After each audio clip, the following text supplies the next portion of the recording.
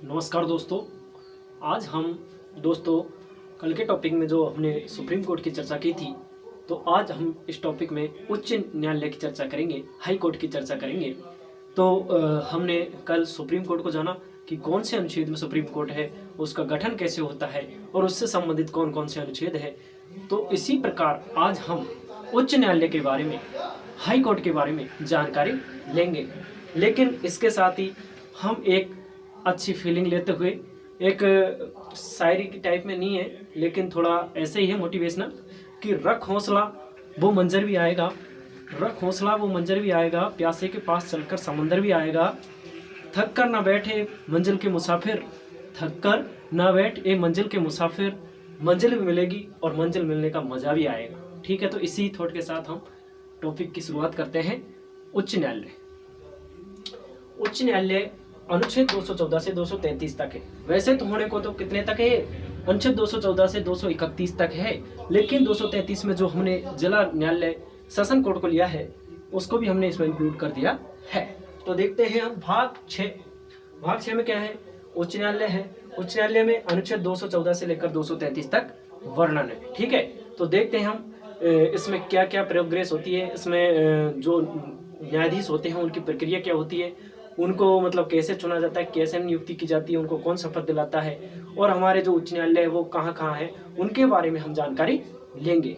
तो इससे इस टॉपिक से जुड़े हुए जो भी क्वेश्चन आते हैं एग्जाम में वो सभी क्लियर हो जाएंगे आपको। ठीक है, तो वीडियो को लगातार देखते रहे। ठीक है, तो देखते हैं उच्च न्यायालय। उच्च न्यायालय का जो 214 अनुच्छेद है, अनुच्छेद नंबर 214 है उच्च न्यायालय का। यानी कि हमने कल एक प्रक्रिया और बता देते। कल हमने जो बताया था कि सर्वोच्च स्तर पर यानी राष्ट्रीय स्तर पर क्या होता है, राष्ट्रीय स्तर पर हमारा सुप्रीम कोर्ट होता है, उसी प्रकार हमारे राज्य स्तर पर, स्टेट स्तर पर जो होता है वो हाई कोर्ट होता है, और जिला स्तर पर जो होता है वो डिस्ट्रिक्ट कोर्ट होते हैं, सेशन कोर्ट होते हैं। ठीक है, तो इसी प्रकार आज हम पढ़ेंगे राज्य स्तर पर, स्टेट स्तर पर क्या होता है उच्च न्यायालय के बारे में। तो उच्च न्यायालय कौन से स्तर पर होता है, उच्च न्यायालय स्टेट स्तर पर होता है, यानी कि राज्य स्तर पर होता है। ठीक है, तो उच्च न्यायालय के बारे में हम देखते हैं कि अनुच्छेद 214, अनुच्छेद 214 क्या कहता है कि प्रत्येक राज्य में क्या होगा, एक उच्च न्यायालय होगा। लेकिन उन्होंने कह तो दिया, यानी इसमें इंक्लूड तो कर दिया, लेकिन हमारे सभी राज्यों में क्या नहीं है, उच्च न्यायालय नहीं है, क्योंकि प्रत्येक राज्य में उच्च न्यायालय स्थापित करना कठिन है। तो क्या प्रक्रिया की गई है, वह प्रक्रिया यह अपनाई गई है अनुच्छेद 231 में। अनुच्छेद 231 में यह अपनाया गया कि 2 या 2 से अधिक राज्यों के लिए एक उच्च न्यायालय स्थापित होगा। यानी कि 2 उच्च न्यायालय हैं तो उनको मतलब ज्वाइंट कर दिया, 2 राज्यों को ज्वाइंट करके एक बना दिया। जैसे अनेक केंद्र शासित प्रदेश हैं तो उनको ज्वाइंट करके एक बना दिया। ठीक, तो इस प्रकार अनुच्छेद 231 दर्शाता है। ठीक है, तो हमने देखा अनुच्छेद 214, अनुच्छेद 214 में क्या है, अनुच्छेद 214 में उच्च न्यायालय की गठन का प्रावधान है। यह प्रत्येक राज्य के लिए एक उच्च न्यायालय होगा, इसका प्रावधान है। तो अनुच्छेद 214 में क्या देखते हैं हम, अनुच्छेद 214 में जो देखते हैं, तो अनुच्छेद 214 में उच्च न्यायालय का गठन, उच्च न्यायालय का गठन यानी प्रत्येक राज्य के लिए, प्रत्येक राज्य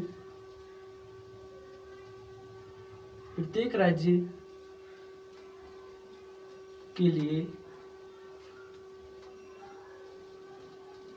एक उच्च न्यायालय,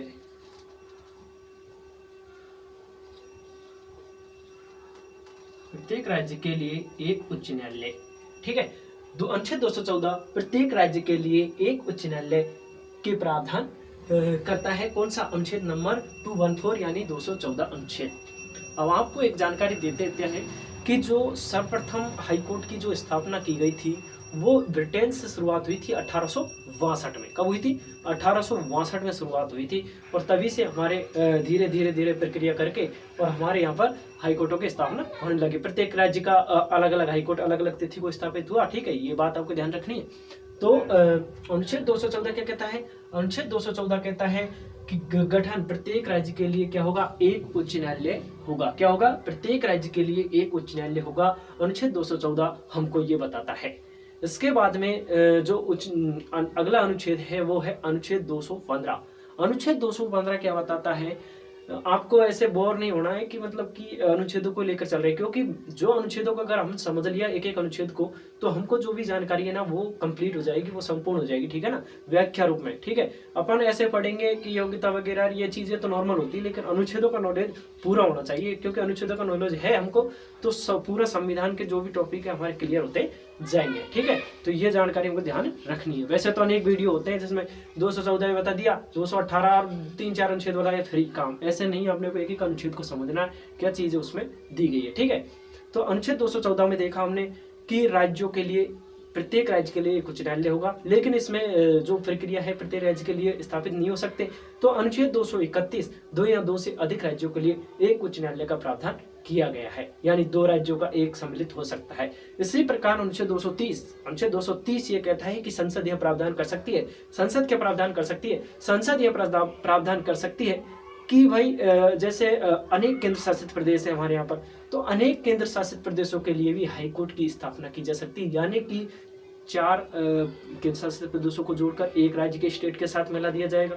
तो यानी कि स्टेट के साथ मिला दिया जाएगा ना, तो उसके साथ क्या हो जाएगा, कन्वर्ट हो जाएगा, यानी कि 3-4 जो भी है केंद्र शासित प्रदेश उनको एक में कर दिया, 3-4 और केंद्र शासित प्रदेश उसको एक में कर दिया। तो ऐसे कन्वर्ट करके क्या कर देगी, उनमें हाईकोर्टों की स्थापना कर देगी, यानी कि हाईकोर्टों से इनको जोड़ देगी। तो अनुच्छेद कौन सा, अनुच्छेद 230 में यह बताया गया है। तो अनुच्छेद 214 में हमने पढ़ा राज्यों के लिए उच्च न्यायालय होगा। अनुच्छेद 231 ये कहता है कि 2 राज्यों या उनके लिए भी एक हो सकता है। इसके बाद हमने अनुच्छेद 230 में देखा कि भाई केंद्र शासित प्रदेशों के लिए भी संसद कानून बना सकती है, और कानून क्या बना सकती है, कानून ये बना सकती है कि दो केंद्र शासित प्रदेशों के लिए एक उच्च न्यायालय हो सकता है। ठीक है, तो हमने अनुच्छेद 214 जाना, और इसके बाद में हम देखते हैं अनुच्छेद नंबर 215। अनुच्छेद 215 क्या कहता है, अभिलेखीय अधिकारिता। हमने कल भी पढ़ा था सुप्रीम कोर्ट के बारे में, अभिलेखीय न्यायालयों के बारे में, अनुच्छेद 129 में। तो इसी प्रकार अनुच्छेद 215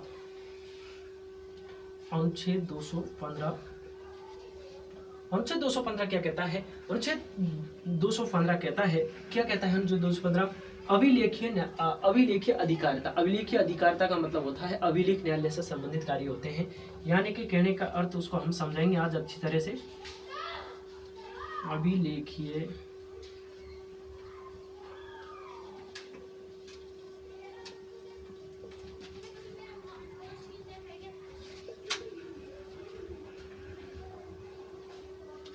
अभिलेखीय अधिकारिता का मतलब होता है कि जो भी उच्च न्यायालय है वो अपना जो भी आदेश दे देगा, उस आदेश की अवमानना कोई भी जो नीचे का न्यायालय है, डिस्ट्रिक्ट कोर्ट है, वो अवहेलना नहीं कर सकता। किसकी अवहेलना नहीं कर सकता, जो हमारा उच्च न्यायालय जो भी प्रावधान कर देगा उस प्रावधान या उस आदेश की पालना या अवमानना नहीं कर सकता। ठीक है ना, तो ये बात किसमें है, अनुच्छेद 215 ये कहता है कि अभिलेख अधिकारिता भैंस पावर होती है उच्च न्यायालय के पास, उस पावर के द्वारा वह क्या कर सकता है, अन्य जो छोटे न्यायालय हैं, जो जिला न्यायालय हैं, उनको जो आदेश देता है वो आदेश उनको मान्य करने होंगे, उनकी अवहेलना नहीं कर सकते। यही अभिलेखीय अधिकारिता कहलाती है। अनुच्छेद 215 ये इस बारे में जानकारी देता है।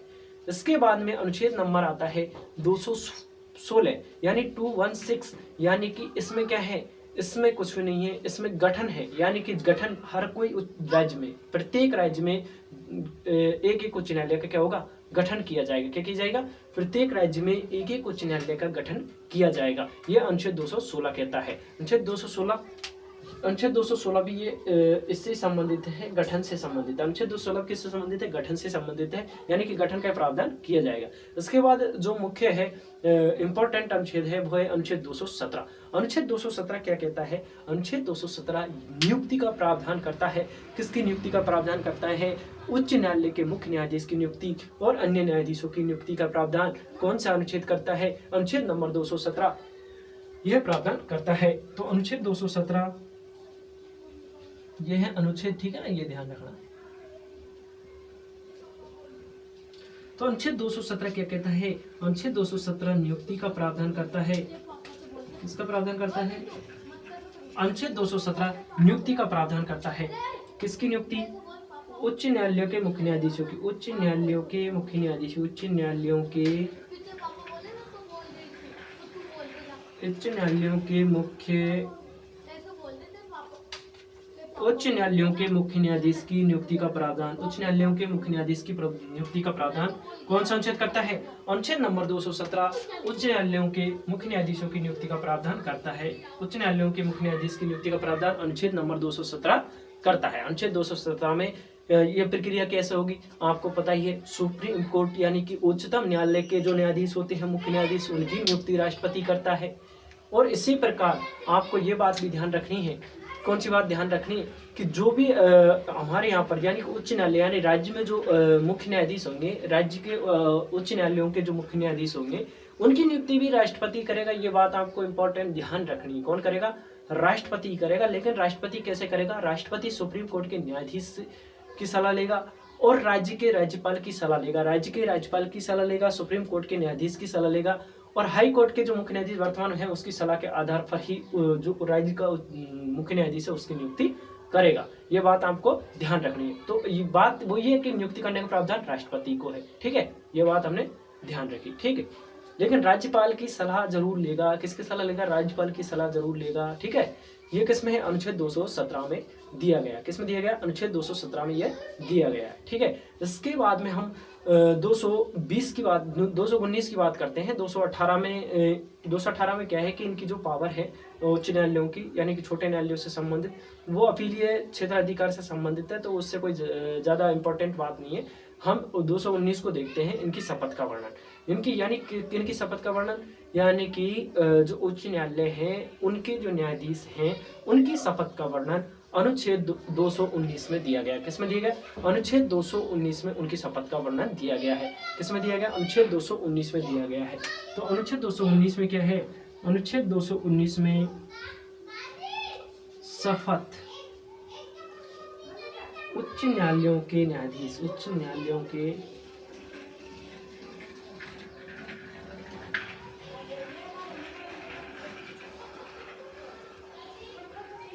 उच्च न्यायालयों के न्यायाधीश की शपथ, उच्च न्यायालयों के न्यायाधीश की शपथ का वर्णन किसमें है? अनुच्छेद 219 में उच्च न्यायालयों के न्यायाधीश की शपथ का वर्णन किया गया। उच्च न्यायालयों के न्यायाधीश की शपथ का वर्णन किसमें किया गया है? उच्च न्यायालयों के न्यायाधीश की शपथ का वर्णन अनुच्छेद 219 में किया गया है। कौन से अनुच्छेद में किया गया?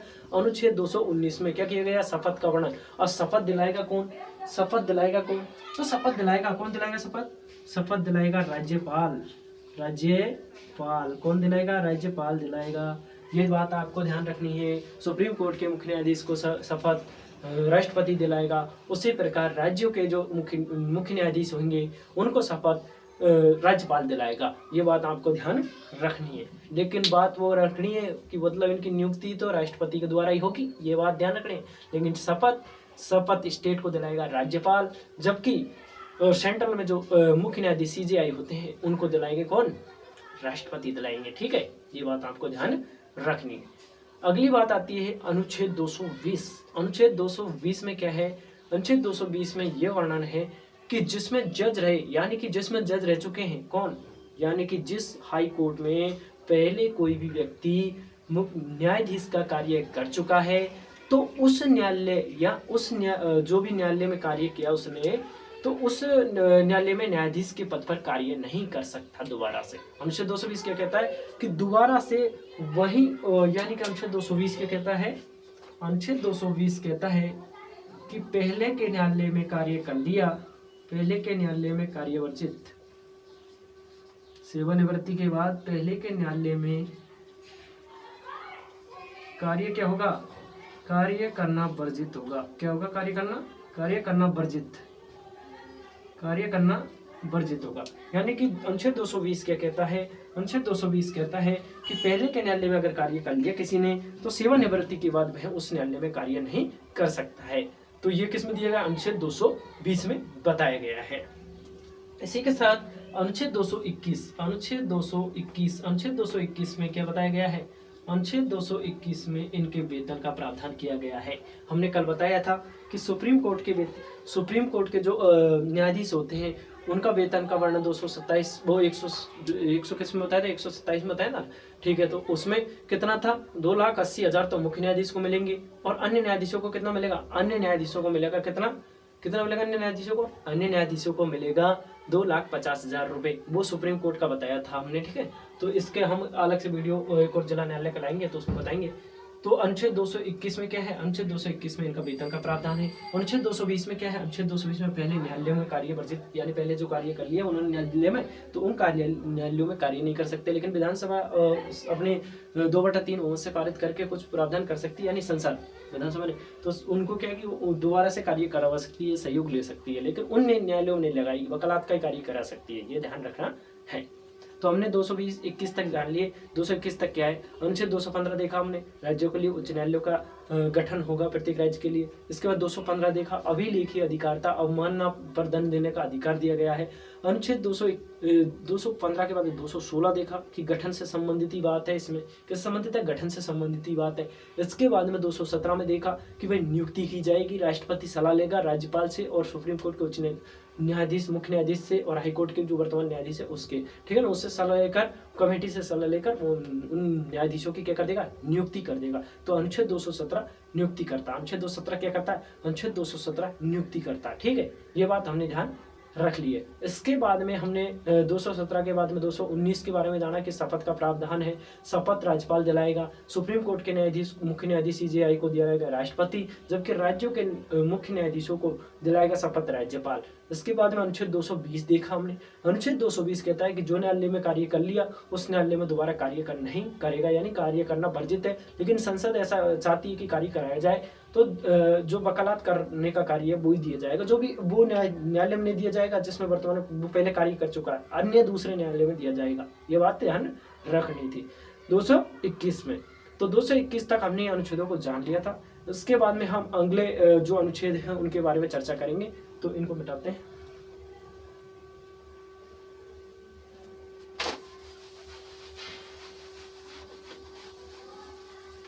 अनुच्छेद जो 222 है, अनुच्छेद 222 में उनके स्थानांतरण का वर्णन किया गया है, ट्रांसफर का वर्णन किया गया है कि एक न्यायाधीश का दूसरे उच्च न्यायालय में ट्रांसफर किया जाएगा। वो अनुच्छेद 222 बताता है। कौन सा अनुच्छेद बताता है? अनुच्छेद 222 उनके ट्रांसफर को बताता है, उनके स्थानांतरण का वर्णन करता है। वो कौन सा अनुच्छेद करता है? अनुच्छेद 222 उसका वर्णन करता है। अनुच्छेद 222 किसका वर्णन करता है? उनके ट्रांसफर पॉलिसी का, ट्रांसफर का वर्णन करता है। किसका वर्णन करता है? उनके ट्रांसफर का वर्णन करता है।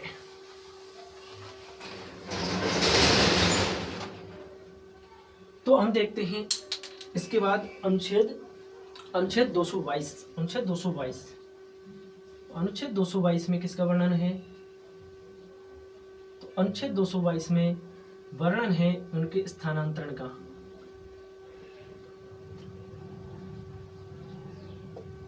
स्थानांतरण का वर्णन है, ट्रांसफर का वर्णन है।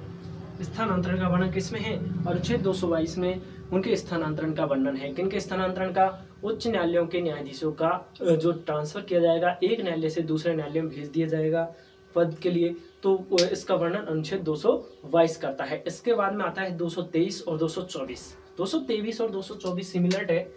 223 और 224 सिमिलर है। सिमिलर कैसे है?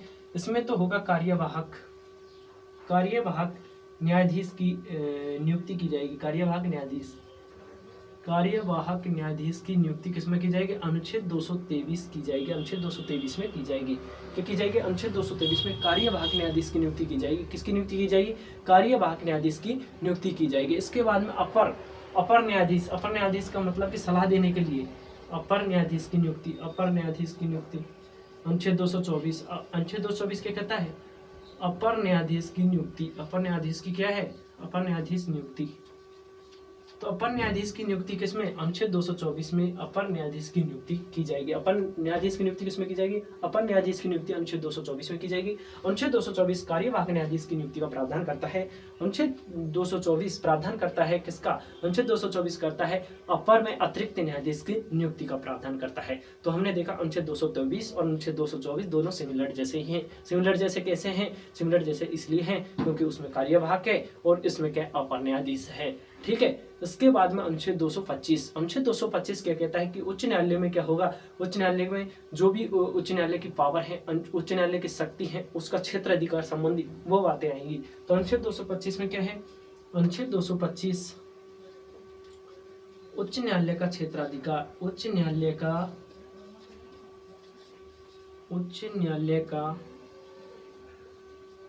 क्षेत्राधिकार, उच्च न्यायालय का क्षेत्राधिकार। तो उच्च न्यायालय का क्षेत्राधिकार किसमें है? उच्च न्यायालय का क्षेत्राधिकार है अनुच्छेद 225। अनुच्छेद 225 में क्या है? उच्च न्यायालय का क्षेत्राधिकार दिया गया है। उच्च न्यायालय का क्षेत्राधिकार किसमें दिया गया है? अनुच्छेद 225 में उच्च न्यायालय का क्षेत्राधिकार दिया गया है। अनुच्छेद 224 में कार्यवाहक न्यायाधीश, 224 में अपर न्यायाधीश, 225 में उच्च न्यायालय का क्षेत्राधिकार दिया गया है। यानी कि उच्च न्यायालय अपने जो निचले न्यायालय हैं, जो जिला न्यायालय हैं, उनके जो कार्य है उनको प्रभावित कर सकता है। उनमें जो भी आदेश दिए गए हैं उनको वापस मंगवा सकता है। उनको वापस मंगवा कर उन पर कुछ भी आदेश निकाल सकता है, वही आदेश मान्य होगा। तो उसके जो क्षेत्राधिकार संबंधी शक्ति है, जो क्षेत्राधिकार संबंधी पावर है उच्च न्यायालय की, हाई कोर्ट की, तो वो अनुच्छेद किसमें की दी गई है? अनुच्छेद 225 यानी कि 225 में 225 में दी गई। क्या दी गई? 225 में उच्च न्यायालय की क्षेत्राधिकार संबंधी पावर दी गई है। उच्च न्यायालय की क्षेत्राधिकार संबंधी पावर किसमें दी गई है? उच्च न्यायालय की क्षेत्राधिकार संबंधी पावर दी गई है अनुच्छेद 225 में। अनुच्छेद 225 में उनकी पावर दी गई है। इसके बाद में 226 है। वो 226 भी क्या अपीलीय क्षेत्राधिकार से संबंधित है। तो अपीलीय क्षेत्राधिकार से संबंधित है तो इसलिए उसको भी साथ में लिख देते हैं।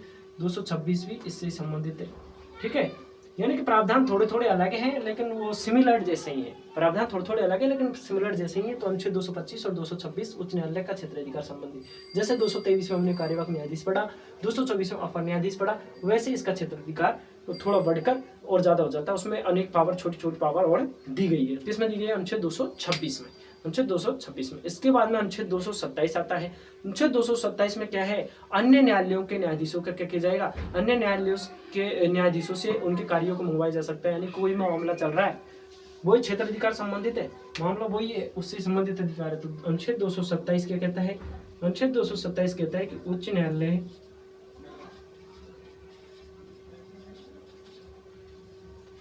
न्यायालय निचली अदालतों से या निचले जिला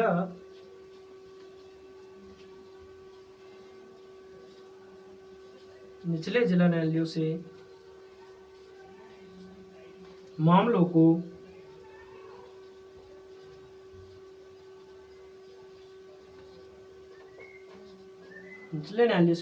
मंगवा सकता है। निचले न्यायालय से क्या कर सकता है? मंगवा सकता है। निचले न्यायालयों में जो भी कोई भी मामला चल रहा है और उसका मामले संबंधी कोई प्रावधान है, उसके संबंधी कोई अपील दायर कर दी उच्च न्यायालय में, तो वो न्यायालय क्या करेगा? उच्च न्यायालय, जो निचले न्यायालय है ना, वो निचले न्यायालयों से जो भी मामला है उसको मंगवा लेगा अपने पास। ये पावर अनुच्छेद कौन से में दी गई है? ये पावर अनुच्छेद 227 यानी 227 में दी गई है। 227 में क्या दी गई है कि निचले न्यायालयों से कोई भी मामला मंगवाने की पावर किसको है? वो मामले मंगवाने की पावर किसको है? वो मामले मंगवाने की पावर है उच्च न्यायालय को है। किसको है? उच्च न्यायालय को है। किसको है यह पावर? उच्च न्यायालय को है। निचले न्यायालयों से कोई भी मामला मंगवाने की पावर उच्च न्यायालय को दी गई है अनुच्छेद 227 में। अनुच्छेद 227 में दी गई। किसमें दी गई है? अनुच्छेद 227 में दी गई है। ठीक है, ये बात हमको ध्यान रखनी है। इसके बाद जो 227 के बाद में जो भी अनुच्छेद आते हैं उसमें हमारे 229 हैं, 230 हैं और 231 हैं, 233 हैं, 232 भी उससे संबंधित है यानी जिला न्यायालयों से संबंधित है। तो अब हम देखते हैं अनुच्छेद नंबर 230 देखेंगे हम सीधा ही, क्योंकि 230 वो देखा था ना हमने पहले, उसका रिवीजन करेंगे। पहले क्या देखा था अपने? पहले ये देखा था ना, क्या देखा था हमने? पहले ये देखा था कि केंद्र शासित प्रदेश, जो केंद्र शासित प्रदेश होते हैं, केंद्र शासित प्रदेशों से मामले को क्या है? मंगवाने की ताकत तो है ही। उसके साथ ही केंद्र शासित प्रदेशों में जो भी उच्च न्यायालय होंगे वो उच्च न्यायालय क्या होंगे? मिलकर बने होंगे। यानी कि जैसे ये राज्य है तो ये राज्य से संबंधित मामले हैं, वो तो हमने बताया था कौन से में? राज्य से संबंधित मामले बताए थे हमने 231 में, पहले शुरुआत की थी ना 231 में। 2 या 2 से अधिक राज्यों में क्या होंगे? 2 न्यायालय हो सकते हैं। ठीक है, इसी प्रकार केंद्र शासित प्रदेशों केंद्र शासित प्रदेशों में अनुच्छेद 230, अनुच्छेद 230 क्या कहता है कि जो केंद्र शासित प्रदेश हैं, केंद्र शासित प्रदेशों में क्या होगा, केंद्र शासित प्रदेशों में या 2 केंद्र शासित प्रदेश हो सकते हैं या 3 हो सकते हैं। जैसे चंडीगढ़ है तो हरियाणा और पंजाब का चंडीगढ़ बनाए गए ना, तो उसी प्रकार क्या होगा, केंद्र शासित प्रदेशों को अपने न्यायालय स्थापित करने की पावर दी गई है, या राज्यों में सिमिलर होने की या मिलने जुलने की वो पावर दी गई है। तो कौन सा अनुच्छेद में दी गई है वो पावर, अनुच्छेद 230 में वो पावर दी गई। क्या पावर दी गई है, कोई भी केंद्र शासित प्रदेश या 2 केंद्र शासित प्रदेशों के लिए संसद क्या बनाएगी, पावर बनाएगी, शक्ति या कानून बनाएगी। तो वो कानून क्या बनाएगी, वो कानून ये बनाएगी कि 2 केंद्र शासित प्रदेश है तो उनके लिए एक राज्य से ही क्या कर देगी, उनको जोड़ देगी, एक राज्य से उनको जोड़ देगी। तो क्या होगा कि मतलब दोनों का कार्य भी उसमें सम्मिलित हो जाएगा, वहां के जो मामले हैं वो भी राज्य के जो उच्च न्यायालय है उसमें सुने जाएंगे। तो ये अनुच्छेद 230 में बताया गया। और 231 में 2 या 2 से अधिक राज्यों के लिए क्या होंगे, न्यायालय होंगे। ठीक है, इसके बाद में 231 तक के बाद में 232 और 33 जो कि किससे संबंधित है, 232 और 33, क्योंकि हम प्रमुख जो है अनुच्छेद उनको जान रहे हैं। 1-2 अनुच्छेद जो छोड़े ना हमने वो ज्यादा इतना है नहीं है, क्योंकि इतना अनुच्छेद कोई बताता भी नहीं है। जो भी अनुच्छेद है लेकिन जो छोड़े हैं वो इनसे सिमिलर है, जो मैं बता रहा हूँ उनसे सिमिलर है, तो उससे ज्यादा टेंशन लेने की कोई बात नहीं है। तो अनुच्छेद 232 और अनुच्छेद 233 क्या होगा कि जिला न्यायाधीश होते हैं ना, जिला न्यायाधीश होते हैं, यानी कि 233 में क्या है, 232 में तो जिला न्यायालयों का गठन किया जाएगा और 233 से 237 तक वर्णन दिया गया जिला न्यायालयों का।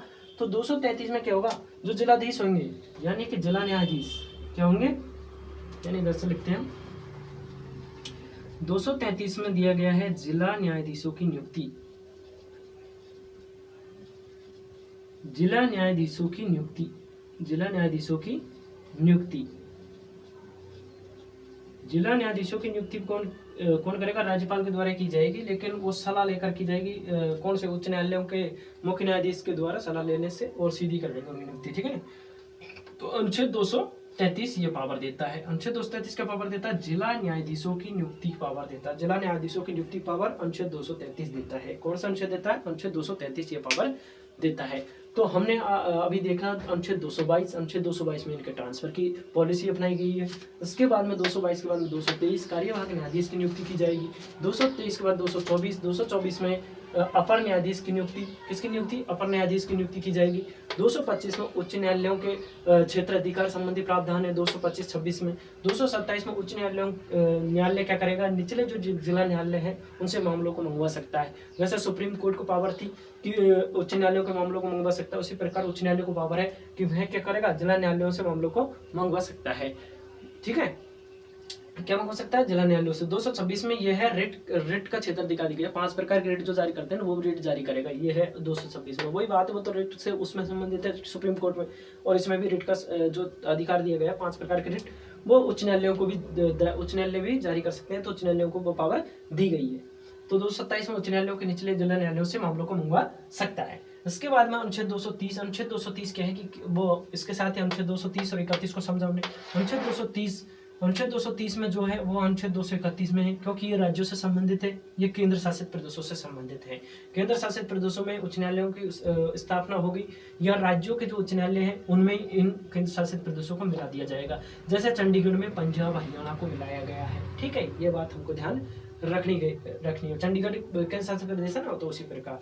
और इसी प्रकार हम देखेंगे अभी प्रमुख हैं जो भी यूपी के जो भी मिलाए गए हैं, कलकत्ता है, कलकत्ता उच्च न्यायालय, तो पश्चिम बंगाल तो है ही, उसमें अंडमान निकोबार द्वीप को मिलाया गया है। तो अंडमान निकोबार द्वीप क्या है, एक केंद्र शासित प्रदेश है। तो उसी प्रकार है, जैसे मुंबई में मिलाया गया है, मुंबई में क्या मिलाया गया है, गोवा को मिलाया गया है, महाराष्ट्र के साथ में गोवा और ये दो को मिलाया गया है, ये दो बता दिया हमने। लेकिन जो केंद्र शासित प्रदेश है ना, जैसे केंद्र शासित प्रदेश हमने बताया कि अंडमान निकोबार को किसमें मिला लिया गया, अंडमान निकोबार को मिला दिया गया किसमें, कलकत्ता में मिला दिया गया। ठीक है, तो ये बात ध्यान रखनी है। ठीक है, तो अनुच्छेद 232 और 33 में जिला न्यायाधीशों की नियुक्ति की जाएगी, ये राज्यों से संबंधित बताई दिया। ठीक है, तो अब देखेंगे हम कौन कौन से राज्य हैं जिनमें क्या है, मतलब कि हम ये जानेंगे अब कि जो राज्य हैं उन राज्यों में जो भी उच्च न्यायालय हैं वो उनकी राजधानी में है। तो उनका तो हमको पता रहता है कि जैसे राजस्थान का उच्च न्यायालय कहाँ है, जोधपुर में है, और जयपुर में नहीं है। जयपुर में क्या है, उसकी खंडपीठ है। तो हम ऐसे जिलों, ऐसे राज्यों को जानेंगे। तो कैसे राज्यों को जानेंगे? ऐसे राज्यों को जानेंगे जिनके जो उच्च न्यायालय हैं वो राजधानी में न होकर अपने राज्य के दूसरे क्षेत्र में है, यानी कि राजधानी क्षेत्र में न होकर अन्य स्थान पर हैं। तो ऐसे स्थानों के, ऐसे राज्यों के बारे में हम जानकारी लेंगे। ठीक है, तो देखते हैं हम। पहला उत्तर प्रदेश से चालू करते हैं हम, यूपी से। यानी कि जो राजधानी में होगा वो तो आपको पता चल जाएगा। इनके अलावा जो है ना वो राजधानी क्षेत्र में है। किसमें है? राजधानी क्षेत्र में। तो उनके बारे में तो आपको यूं ही जानकारी मिल जाएगी कि भाई छत्तीसगढ़ की राजधानी कहाँ है, तो उसमें है। गुजरात की कहाँ है, तो गांधीनगर में। तो ऐसे मतलब बताया है, लेकिन इनका अलग अलग है। तो जो जिस केंद्र, दिल्ली की कहाँ है, दिल्ली केंद्र शासित प्रदेश है, ठीक है ना, दिल्ली वो दिल्ली में होगा। तो ऐसे देखना पड़ेगा। तो उत्तर प्रदेश की राजधानी तो है क्या? लखनऊ। क्या है? लखनऊ। लेकिन क्या है कि लखनऊ में क्या है, इसका उच्च न्यायालय नहीं है। इसका उच्च न्यायालय कहाँ है? इसका उच्च न्यायालय है इलाहाबाद में। कहाँ है इसका उच्च न्यायालय? इलाहाबाद में। कहाँ पर है? इलाहाबाद में है। उत्तर प्रदेश का उच्च न्यायालय कहाँ पर है? उत्तर प्रदेश का उच्च न्यायालय है इलाहाबाद में। कहाँ पर है? इलाहाबाद में। इसी प्रकार छत्तीसगढ़, छत्तीसगढ़ का उच्च न्यायालय कहाँ पर है? बिलासपुर में है। छत्तीसगढ़ का बिलासपुर में है।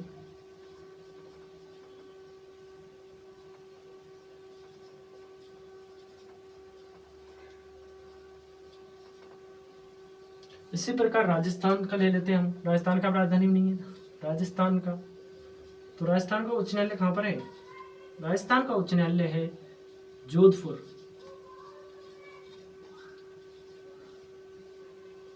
राजस्थान का कहाँ है? जोधपुर।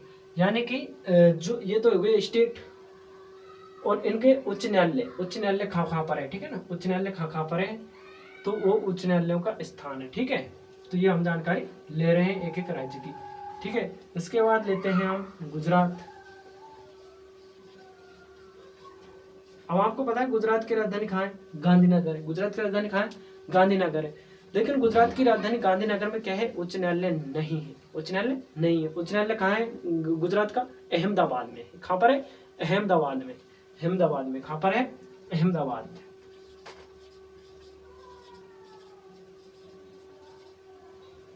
तो ऐसे मतलब हमें ऐसे स्टेट देख रहे हैं जिनका उच्च न्यायालय उनके राजधानी क्षेत्र में नहीं है। ठीक है ना।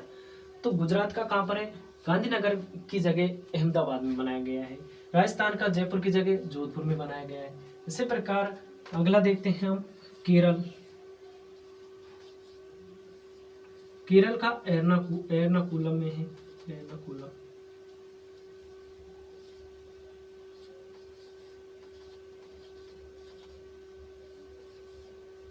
एर्नाकुलम में। इसके बाद में असम। असम का गुवाहाटी। असम का कहाँ बनाया गया? गुवाहाटी में बनाया गया। तो गुवाहाटी में कौन कौन से क्षेत्रों को लिया गया? मिजोरम को लिया गया, अरुणाचल प्रदेश को लिया गया है, नागालैंड को लिया गया है। यानी कि इन तीन स्टेटों का क्या कर दिया गया? इनमें मिक्सचर कर दिया। किसमें? गुवाहाटी में मिक्सचर कर दिया। गुवाहाटी में, गुवाहाटी उच्च न्यायालय में कौन कौन से कर दिया? नागालैंड, मिजोरम और अरुणाचल प्रदेश। नागालैंड, मिजोरम और अरुणाचल प्रदेश।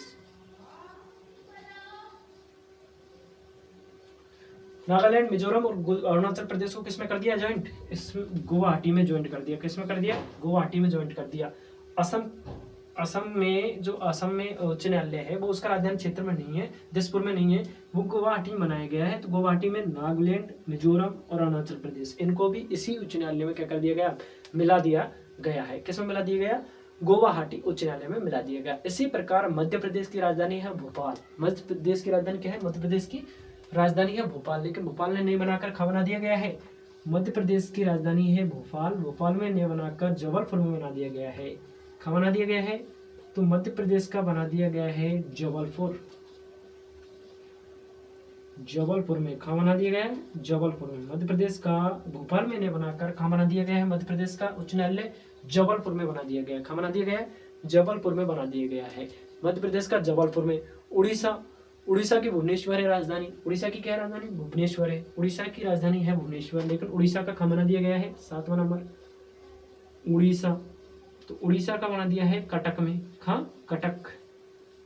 कटक में क्या बना दिया गया है? उड़ीसा का उच्च न्यायालय बना दिया गया है। इसी प्रकार राजस्थान का हमने जाना, जोधपुर में बना दिया गया है। उसी प्रकार उत्तराखंड का जो उत्तरांचल उत्तराखंड है, उत्तराखंड का बनाया है नैनीताल में। उत्तराखंड का कहाँ बना दिया गया है? नैनीताल में बना दिया गया है। नैनीताल में उत्तराखंड का उत्तराखंड का बना दिया गया है नैनीताल, नैनीताल में। उसी प्रकार मुंबई या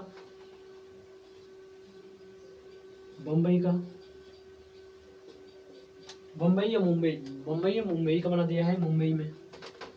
जबकि इसकी राजधानी क्या है? महाराष्ट्र। क्या है राजधानी? महाराष्ट्र में नहीं बनाकर बना दिया मुंबई में। इसमें कौन कौन से शामिल कर दिए? गोवा और महाराष्ट्र भी इसमें शामिल है। ठीक है, मुंबई। इसी प्रकार कोलकाता का बना दिया, कोलकाता उच्च न्यायालय है।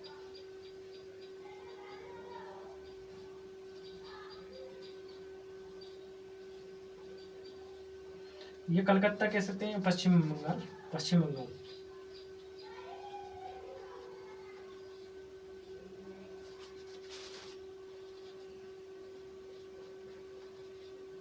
तो पश्चिम बंगाल का बना दिया है, पश्चिम बंगाल का बनाया है कलकत्ता में। ठीक है, कलकत्ता में बनाया गया है पश्चिम बंगाल का। और पश्चिम बंगाल में कौन कौन से केंद्र शासित प्रदेश शामिल किए? अरुणाचल प्रदेश को भी शामिल कर दिया। किसको? अरुणाचल प्रदेश को। अरुणाचल प्रदेश को शामिल कर दिया है। ठीक है, ये हमने जानकारी ले ली कि उत्तर प्रदेश का इलाहाबाद में, छत्तीसगढ़ का बिलासपुर में, राजस्थान का जोधपुर में, जिसकी खंडपीठ कहाँ है? जयपुर में। जिसकी खंडपीठ कहाँ है? जयपुर में। क्या है? खंडपीठ। क्या है? खंडपीठ कहाँ है? जयपुर में बनाई गई है। राजस्थान उच्च न्यायालय की, यानी जोधपुर उच्च न्यायालय बनाया गया राजस्थान में। इस प्रकार गुजरात में अहमदाबाद में, केरल में एर्नाकुलम में, असम में गुवाहाटी में, जिसमें नागालैंड, मिजोरम, अरुणाचल प्रदेश को शामिल किया है। इसके बाद मध्य प्रदेश में जबलपुर में, मध्य प्रदेश की राजधानी भोपाल में बनाकर जबलपुर बनाए हैं। उड़ीसा की राजधानी भुवनेश्वर में बनाकर कटक में बना दिया गया है। उत्तराखंड का अपनी राजधानी क्षेत्र में बनाकर नैनीताल बना दिया है। मुंबई का मुंबई बनाकर, महाराष्ट्र में बनाकर मुंबई बनाया है। पश्चिम बंगाल का कलकत्ता में बनाया गया है। और अरुणाचल प्रदेश को भी इसमें शामिल, अरुणाचल प्रदेश नहीं है ये, सॉरी, ये कौन सा है? अंडमान निकोबार द्वीप को भी शामिल किया गया है। अंडमान निकोबार को किसमें शामिल किया गया है? अंडमान निकोबार द्वीप को शामिल किया गया है पश्चिम बंगाल में। अंडमान निकोबार द्वीप को शामिल किया गया है पश्चिम बंगाल में। तो हमने देख लिया कि कौन कौन से स्टेट के उनके राजधानी क्षेत्र में न होकर अन्य स्थान पर उनके उच्च न्यायालय स्थापित किए गए हैं। इसके बाद हम देखेंगे जो उच्च न्यायालय का न्यायाधीश होता है उसकी योग्यता और देख लेते हैं। एक बार क्या देख लेते हैं? उच्च न्यायालय के न्यायाधीश की योग्यता। अपना वीडियो लंबा हो जाएगा, इसलिए मैं थोड़ा स्पीड से बता देता हूँ, खट से,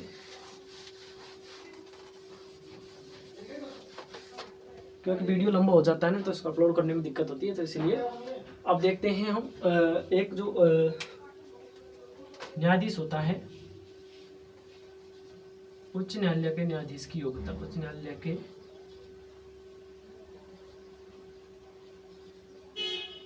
उच्च न्यायालय के न्यायाधीश की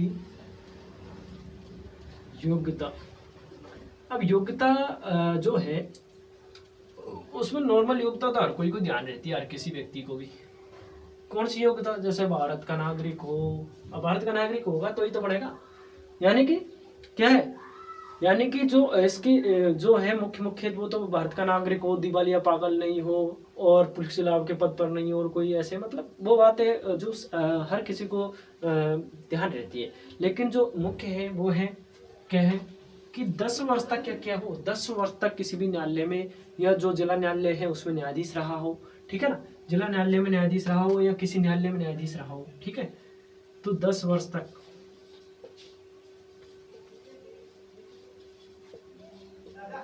10 वर्ष तक न्यायाधीश रहा हो। हमने उसमें पढ़ा था उस 10 वर्ष, 5 वर्ष तक तो न्यायाधीश और 10 वर्ष तक वकालत सुप्रीम कोर्ट में बना था ना। तो 10 वर्ष तक क्या हो, न्यायाधीश का कार्य किया हो, न्यायाधीश का कार्य किया हो। 10 वर्ष तक क्या किया हो, न्यायाधीश का कार्य किया हो। या 10 वर्ष तक ही, या 10 वर्ष तक ही क्या की हो, वकालत, या 10 वर्ष तक वकालत की हो किसी न्यायालय में।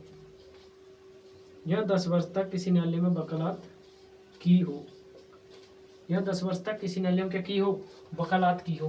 कितने वर्ष तक? 10 वर्ष तक। ठीक है, तो ये बात हमको क्या करनी, ये बात हमको ध्यान रखनी।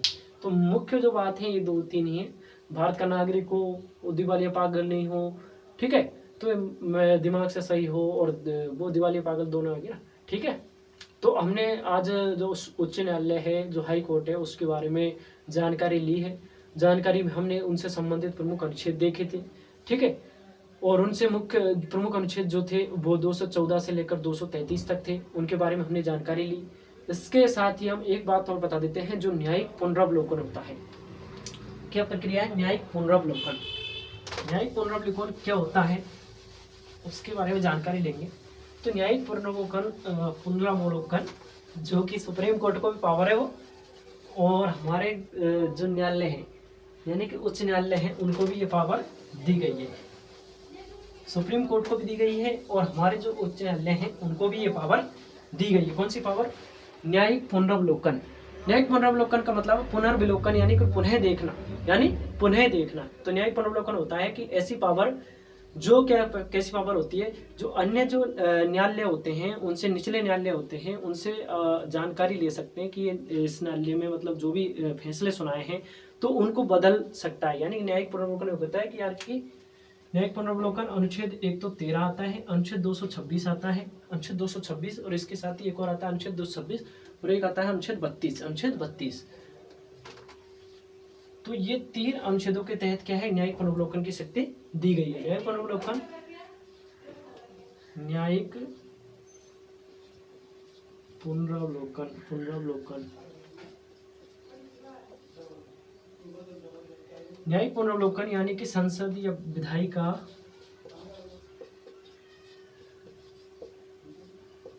का या कार्यपालिका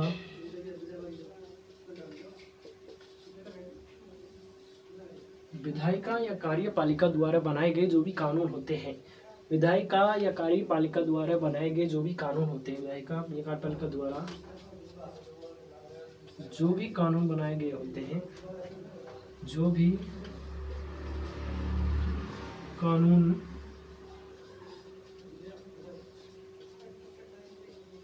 बनाए गए हैं उनको वैध या अवैध घोषित करने की प्रक्रिया, वैध या अवैध घोषित करने की प्रक्रिया, वैध या अवैध घोषित करने की शक्ति कह सकते हैं। न्यायिक पुनरावलोकन वह शक्ति है जो विधायिका या कार्यपालिका द्वारा बनाए गए कानून को वैध या अवैध घोषित कर सकती है। कौन? सुप्रीम कोर्ट कर सकता है, तो वो उच्च स्तर पर हो गया। इसी प्रकार उच्च न्यायालय होते हैं, वो जिले में जो राज्य में बनाए गए कानून उनकी समीक्षा करता है कि ये गलत है या सही है। तो इससे संबंधित अनुच्छेद 13, अनुच्छेद 226, अनुच्छेद 32, अनुच्छेद 13, अनुच्छेद 226, अनुच्छेद 226 और 32 में विधायिका या कार्यपालिका द्वारा जो भी कानून बनाए जाते हैं उनको वैध या अवैध यानी सही या गलत करार दिया जाता है। तो वही पावर क्या कहलाती है? न्यायिक पुनरावलोकन कहलाती है। ठीक है, तो आज के वीडियो में हमने उच्च न्यायालय से संबंधित सुप्रीम कोर्ट से जो भी बातें थी उनको भी जाना, और जिला न्यायालय का अनुच्छेद बता दिया 233 से 237 से, जो हम आगे के वीडियो में जानेंगे जब राज्य कार्यपालिका के बारे में पढ़ेंगे तो उसके संबंध में समझेंगे। लेकिन ये उच्च न्यायालय तो हमने इसके साथ ले लिया केंद्र सरकार के साथ ही, ठीक है ना, तो इसलिए इसको सिमिलर था। ठीक है, तो नमस्कार दोस्तों, धन्यवाद।